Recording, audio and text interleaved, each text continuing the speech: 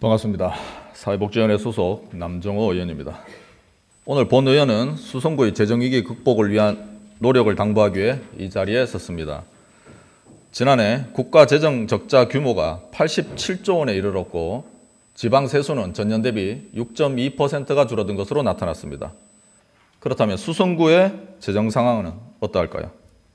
수성구의 세입은 2020년 이후 매년 감소하고 있고 2023년에는 전년 대비 2.8%인 270억 원이 줄었으며 과목별로는 지방세, 세외수입, 교부세와 보조금이 모두 감소하였습니다.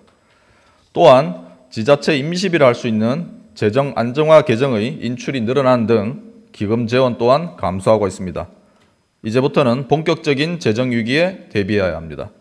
단순히 외부 재원의 확보라는 차원을 넘어 재정 혁신을 통해 비효율적인 예산 운영을 개선해야 합니다. 이에 본 의원은 몇 가지 제안을 드리고자 합니다. 우선 세입 개선 방안입니다. 첫째, 자체 수입의 다양성을 높이기 위한 적극적인 행정이 필요합니다.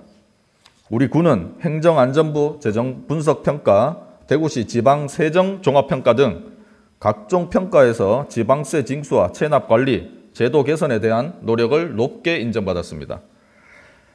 하지만 여기에 그칠 것이 아니라 지방세 세입 감소에 대응하여 임대 수입, 사용료와 수수료, 고향사랑 기부금 등 다양한 세외 수입 항목을 발굴하고 확대하는 등 보다 더 적극적인 행정이 필요한 시점입니다. 둘째, 공공예금 및 기금 이자 수입을 늘리기 위한 협의와 전략이 요구됩니다.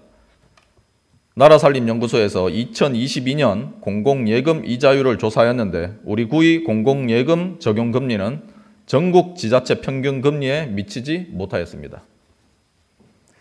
그리고 구 기금 중 조성액이 가장 큰 재정안정화기금의 최근 정기예금 이자는 한국은행에서 발표한 예금은행 수신금리에 비해 다소 낮은 수준이었습니다.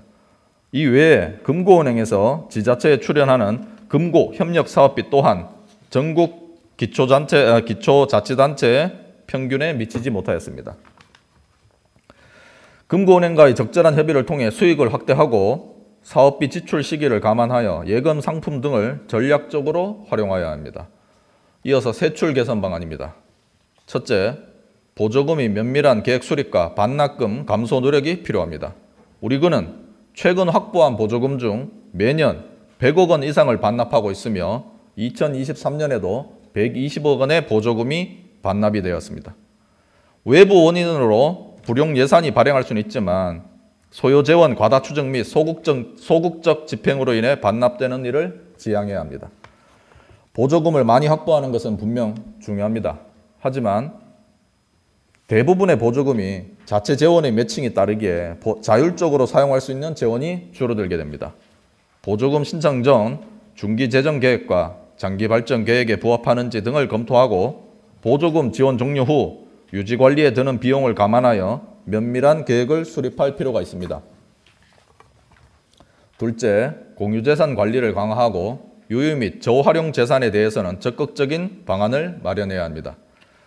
우리 구의 공유재산 현황을 보면 결산 기준 258만 제곱미터의 토지와 162개의 건물을 보유하고 있습니다. 그중 2020년 이후 32개의 건물을 취득하였고 2023년 한 해 동안 14개의 건물이 증가하였습니다. 주민을 위한 각종 사업을 추진하기 위해서는 공공시설의 확보가 중요합니다. 공공시설의 건립 시에는 국시비 등 외부 지원을 받지만 건립 후의 운영비는 온전히 우리 구의 몫이 됩니다. 2022년 기준 건립비 100억 원 이상의 공공시설 운영 현황을 보면 수성구를 포함하여 전국 88%의 공공시설이 적자인 것으로 나타났습니다. 유유 및 저활용 공간에 대한 임대, 매각 등을 적극적으로 추진하고 시설 목적을 다양화하여 효율적인 운영이 될 수 있도록 해야 합니다. 현재 우리 구는 낡고 협소한 행정복지센터 이전이 한창 진행 중에 있습니다. 시설 이전에 따른 후적지의 활용 가치를 꼼꼼히 따져서 다목적화를 추진하고 불필요한 재산은 임대, 처분을 검토하는 등 유지와 보존 위주의 소극적인 관리에서 벗어나 적극적인 재산 운용이 필요합니다. 수성구 인구는 2013년 46만까지의 정점을 찍은 후 현재 40만대로 감소하였으며 저희 예상으로 2033년이면 35만 명 수준이 될 것으로 예측되고 있습니다.